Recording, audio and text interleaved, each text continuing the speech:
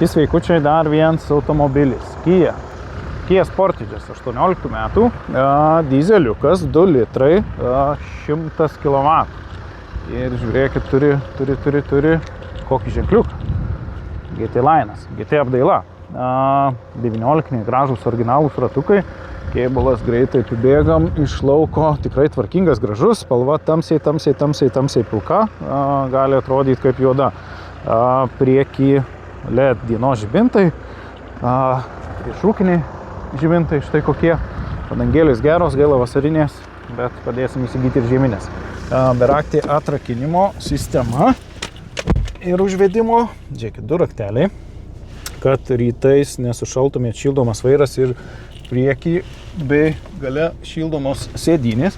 Salonas tvarkingas, gražus, odinis, juodas lubos, multifunkcinis vairas, užsilenkiantys veidrodėliai, juostos palaikymo asistentas, žiūrėkit, skydelis, toks jau pusiau elektrinis, daug čia visokių dalykėlių galit surasti.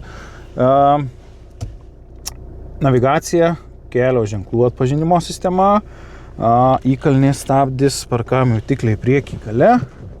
Žiūrėkit, galinė vaizdo kamera, kad rytais smagiau važiuoti būtų į darbus ar kažkur tai kitur, ar bet kuriuo laiku. JBL muzikos galėsit klausytis garsiau. Tai va, toksai automobiliukas kainuos apie 13 900.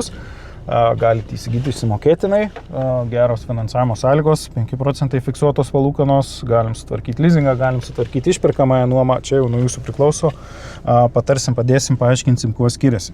Tai vat, 2 litrai, 18 metai, 100 kW, priekiniai varantys ratai, mechaniniai pavarų dėžė, o visą kitą papasakot. Tai ką domina, drąsiai rašykit, klauskit ir papasakosim daugiau.